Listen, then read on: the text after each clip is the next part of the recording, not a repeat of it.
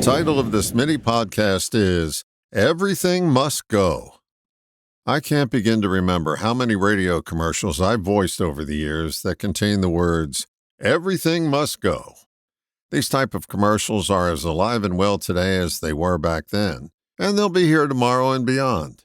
The gist of the ad is to let you know that the retailer is expecting a new shipment and they have to make room for it by having some sort of liquidation sale that will save you tons of dough.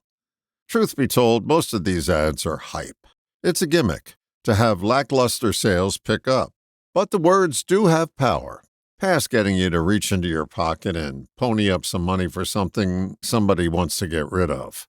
Everything must go can serve as a mantra for the inventory of overstocked thoughts we carry around in our head. What's a clear head other than a successful result of an everything must go sale? A clear head is one devoid of thoughts, a rare moment for just about all of us. It's from this clear position, though, that we're afforded the opportunity to be creative and have new thoughts and ideas fill the void. So how do you have an everything must go sale? First, recognize that you have lots of inventory. Reminds me of a conversation I had with a friend. She was asking me the difference between me now and me a number of years ago. I reflected on the question for a moment, and then I said, my head was a lot noisier then, but I didn't know it. If you don't recognize a pattern that you automatically run, your chances of changing it are south of slim.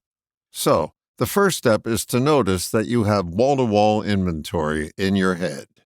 Many people never get that gift of insight. They just think it's normal to have thoughts run around in their head with reckless abandon because they have nothing to contrast it to.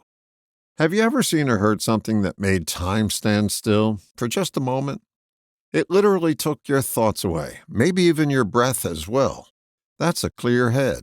You're experiencing something without the aid of thought, just like you did as a toddler before your intellect formed. There are no thoughts getting in the way of experience. Remember, thoughts are always afterthoughts. The experience is always first and usually ignored because of the onslaught of thought. The second step is get in the habit of interrupting your thoughts. It reminds me of a talk show technique. When you want to get a guest off their, quote, talking points, interrupt them as often in mid-sentence as you can and ask them another question. If you ever watched TV talk show host Chris Matthews, you were treated to a master class in this method. The interruption gets them off balance, and their prepared remarks fall away as they often reveal something new. When you take the time to interrupt your own thoughts, you begin to clear your head of predictable tripe, and you make room for new inventory. Make it your practice to recognize that your head is on automatic pilot and interrupt your thoughts in midstream. The result is a clear head with ample room for new inventory. Every time you see an everything must go ad on TV or in a magazine, newspaper, online, or hear it on the radio, it will remind you that it's time to interrupt your thoughts and clear your head. Remember, everything must go. All the best, John.